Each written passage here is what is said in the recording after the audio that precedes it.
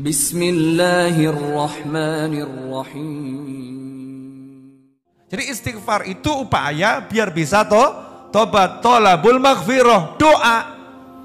Istighfar itu doa. Ya Allah, tolong ampuni saya. Dan tidak sia-sia. Allah janjikan akan diampuni. Allah janjikan akan diberi. Allah janjikan akan diberi solusi. Kan enak tuh. Makanya orang-orang soleh itu kalau dimintai solusi untuk masalah-masalah nggak pernah ngasih nasihat banyak-banyak. Ada orang datang. Kalau zaman sekarang kan datang, Masya Allah. Ustadz, anak saya Ustadz, Masya Allah, susah diatur. Berani sama orang tua. Bla bla bla bla bla. Kita ini Ustadznya, kita ini sok pinter. Ya Bapak ini kalau jadi orang tua harus tahu cara nasihatin anak. Bapak harus berakhlak yang mulia sama anak. Tuh, tambah sindikan ini stres kok. Aku sing disalahno ya. Stres. Kalau orang-orang dulu gak begitu. Datang satu orang ngeluhkan anak saya, suami saya, istri saya. Itu dikasih solusinya bukan nasihat. Tapi disuruh amal. Kamu istighfar 10.000 kali. Istighfari dosa-dosamu. Beres nanti urusan anak sama istrimu, sama suamimu. Beres. Karena tidak ada hal-hal yang hil-hil tadi itu. Yang ruwet-ruwet tadi itu. Kecuali karena kitanya punya sesuatu yang gak beres dengan Allah subhanahu wa ta'ala. Wujud kita sehebat apapun, kalau ada yang gak beres sama Allah ta'ala, maka Allah akan mengingatkan kita lewat makhluk-makhluknya yang lain. Makanya dikatakan siapa ngalami yang gak enak itu kan menghapus dosa. Lah aku pengen toh dosanya dihapus pakai kejeduk tembok 200 kali. Na'udzubillah min dzalik. Apa ya pengen dosanya itu dihapus dengan diomeli istri tiap hari.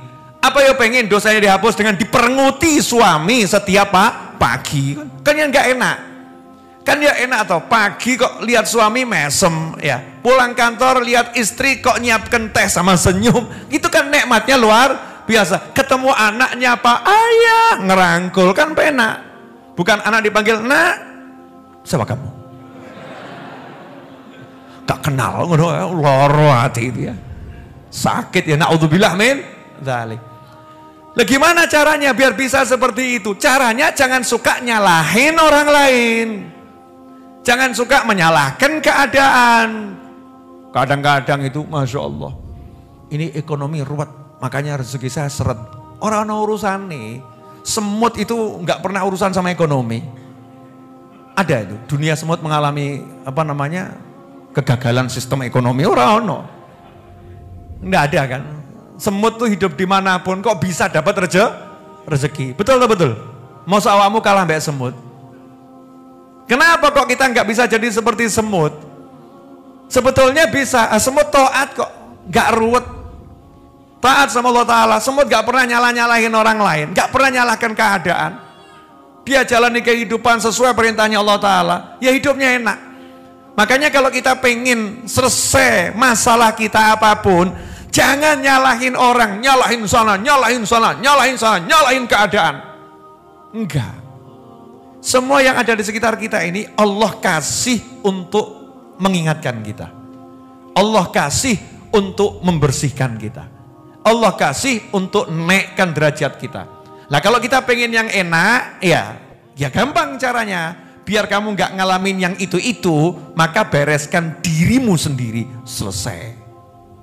Makanya para wali itu sampai bisa tahu, wah ini kok kuda saya mogok ini ya. Kudanya mogok. Bukan cuma mobil, kuda mogok. Ada loh kuda itu apa? Nggak mau jalan tuh. Ngambek-ngambek ya, kuda ngambek ya. Istilahnya apa itu? Saya nggak punya kuda soalnya. Ya kudanya ngambek, disuruh jalan, nggak mau jalan itu kan. Terus kalau jalan sama loncat-loncat, bedal-bedal, perangainya nggak jinak tiba-tiba. Itu para wali ngomong, saya tahu ini sebabnya karena apa? Karena tadi ada zikir saya yang belum saya baca, lupa belum kebaca. Jadi nggak nyalakan kudanya, kuda kamu kurang ajar, kok ngambek kamu ya? Enggak, langsung ngecek dirinya.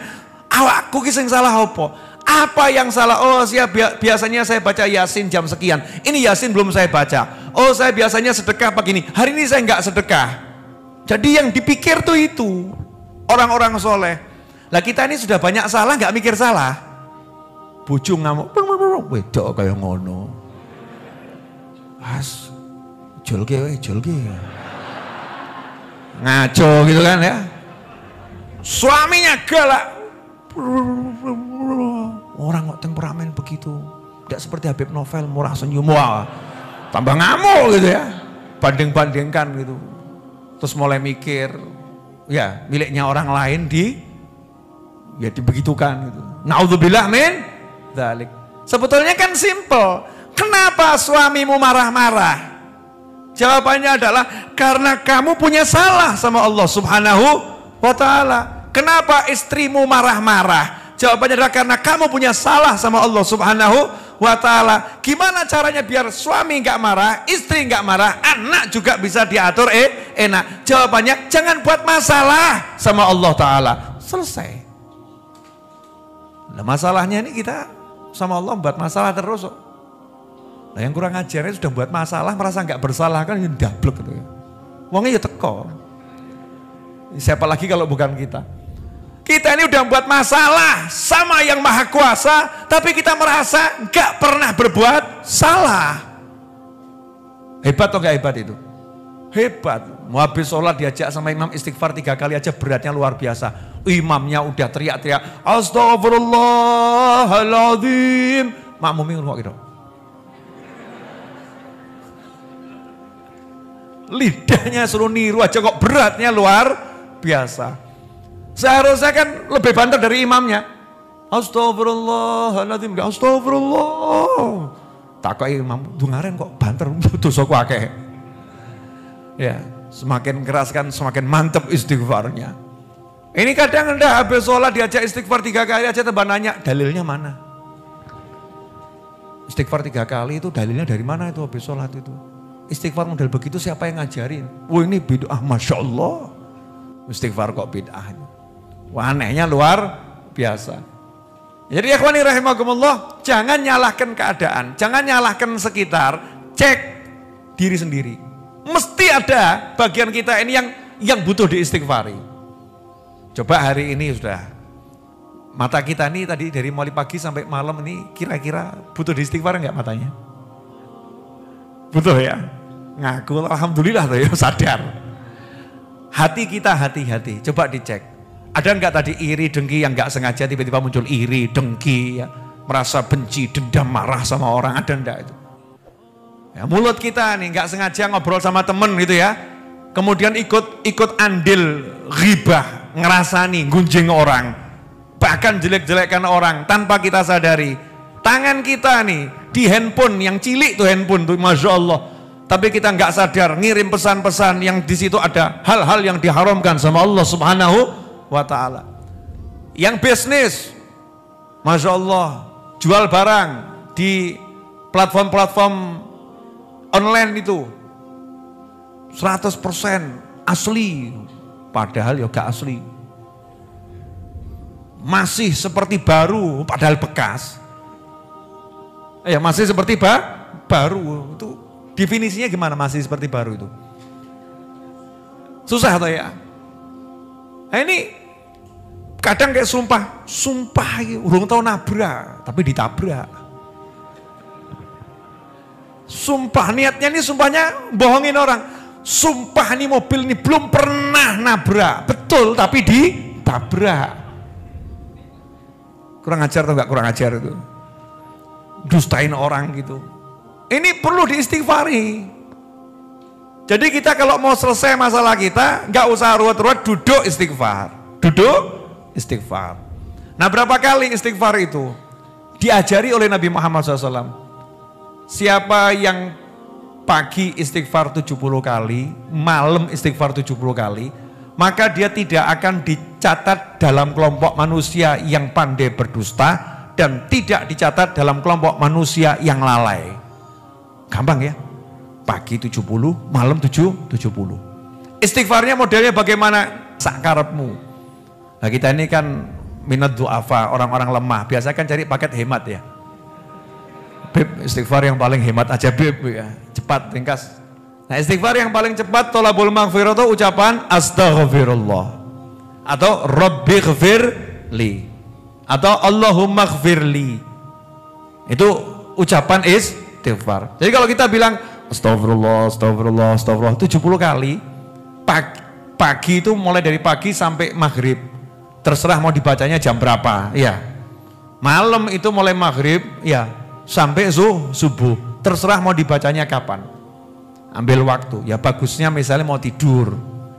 Mau tidur itu kan ya untuk, ya dari mulai maghrib sampai mau tidur itu kan ya dosanya banyak. Pagi sama sore, kan diakai lu ya HP. Pagi dibaca, sore dibaca, maghrib dibaca, itu kan sudah sore menerangkut maghrib, mau tidur dibaca 70 kali. Kalau itu kita lakukan istiqomah tiap hari, selesai masalah. Apalagi kita nambahin, sadar dosanya banyak. Niat, Habib, Yai, Ustadz, pokoknya tiap hari saya mau sholawat 1000 kali, istighfar 1000 kali, tahlil 1000 kali. Jos itu, luar biasa. Tekun saja. Praktekkan, gak usah banyak teori, nasihat A, nasihat B. Solusinya bagaimana? Solusinya itu Allah yang ngasih, saya nggak bisa ngasih. Gimana nasihat Habib? Aku reso nasihati. Nasihat itu dari Allah dan Rasulnya. Makanya saya selalu ngomong tidak terima curhat, betul ya? Betul kan? Karena saya nggak bisa nasihati. Saya nggak bisa ngasih solusi.